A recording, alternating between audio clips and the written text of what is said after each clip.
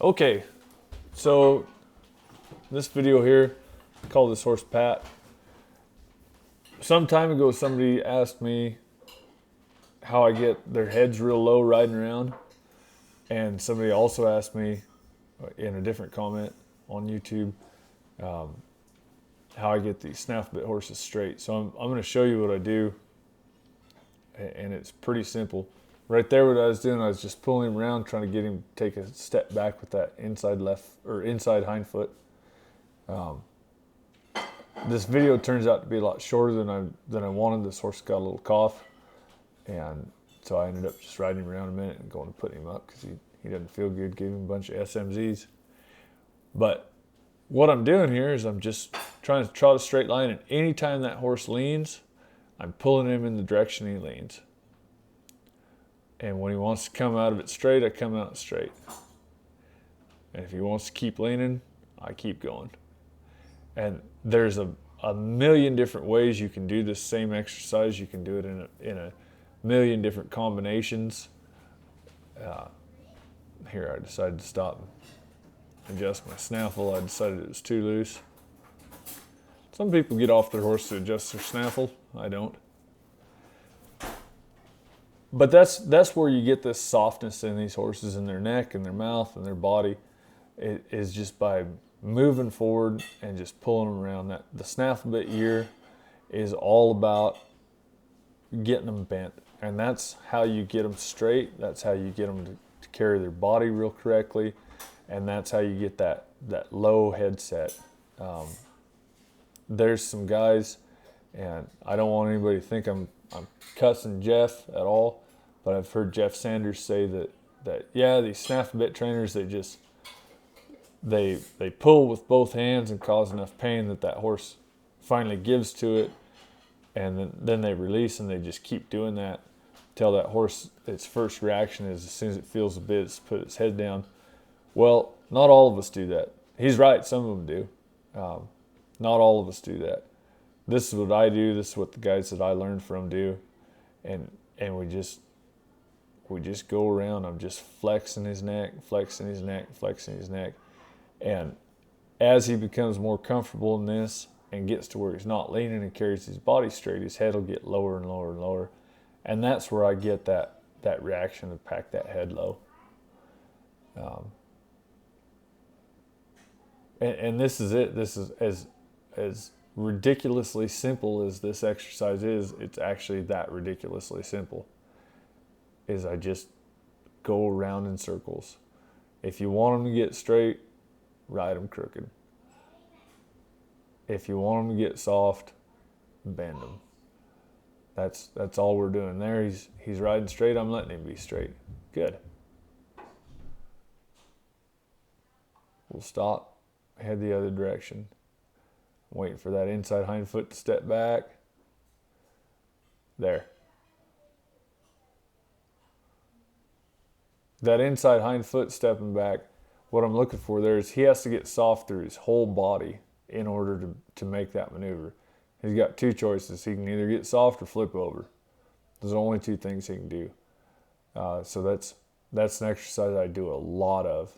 Every time I stop, used to be, and this is kind of pretty common, stop, back him up, stop, back him up, stop, back him up. That just makes him stiff, I think. I used to do, I did it forever. I stop, ask for that inside hind foot, try to get him soft. That's how I fix everything, is that softness in their body. They have to get soft all the way through the rib cage and their back in order to do that.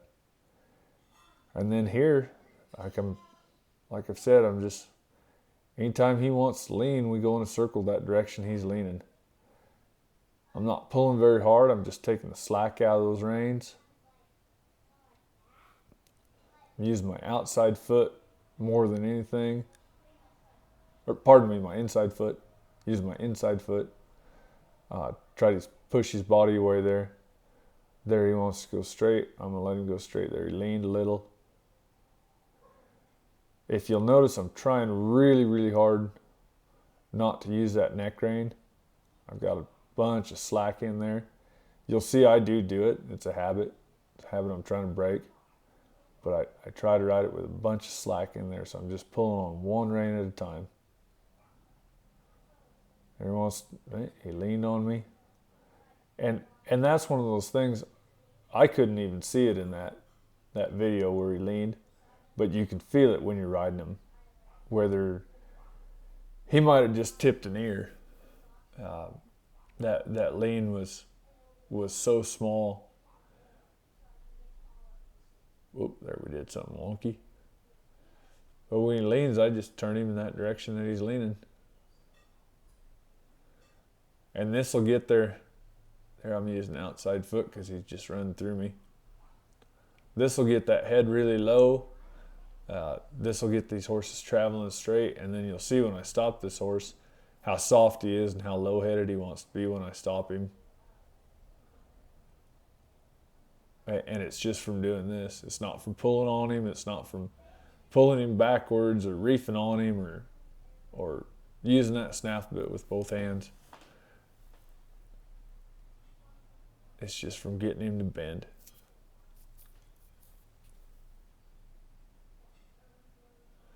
I kind of said it before, but I'll say it again. This snaffle bit year is all about bending. There's a lot of guys that are, super traditional, Hackamore only kind of guys. Man, I think you're just shooting yourself in the foot doing that. I've done it, but you can get stuff done with the snaffle bit because all it's good for is pulling on. You can get stuff done with the snaffle bit that you can't get done with anything else.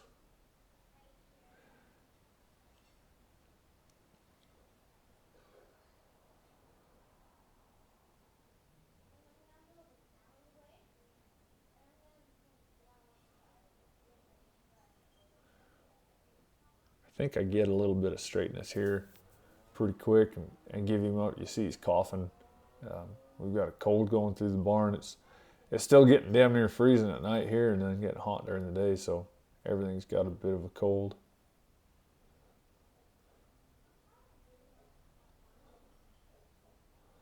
Stop him, back him up. He's soft in the face. That's a good time to quit him.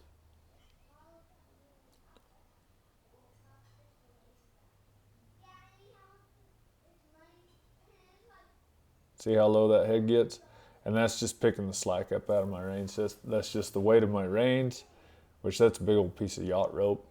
And weight of my reins and the weight of those slobber straps. He wants to put his head down. So you don't have to pull on them and wrestle them and fight with them to get that flexibility in their body and to get that low head set.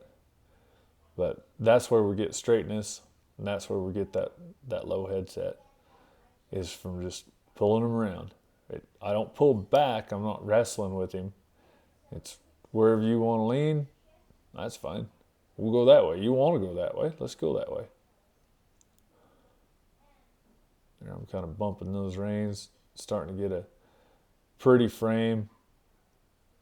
And let me reiterate, this is frame, not collection. Collection's shifting the weight to the hindquarters. Frame is a byproduct of collection.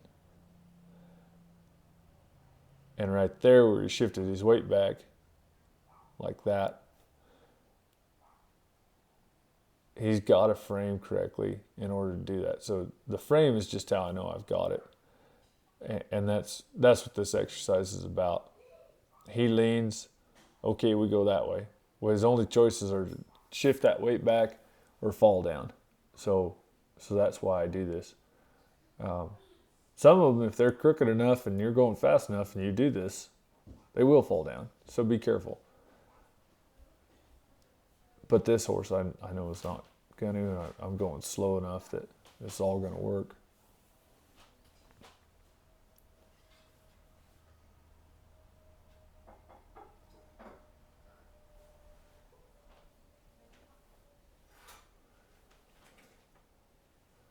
There, he's wanting to get that frame.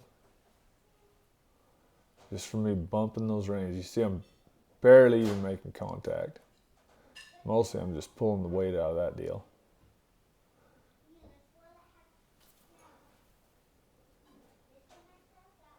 And he's wanting to travel straight. He's wanting to travel low-headed. We're getting what we want out of this deal.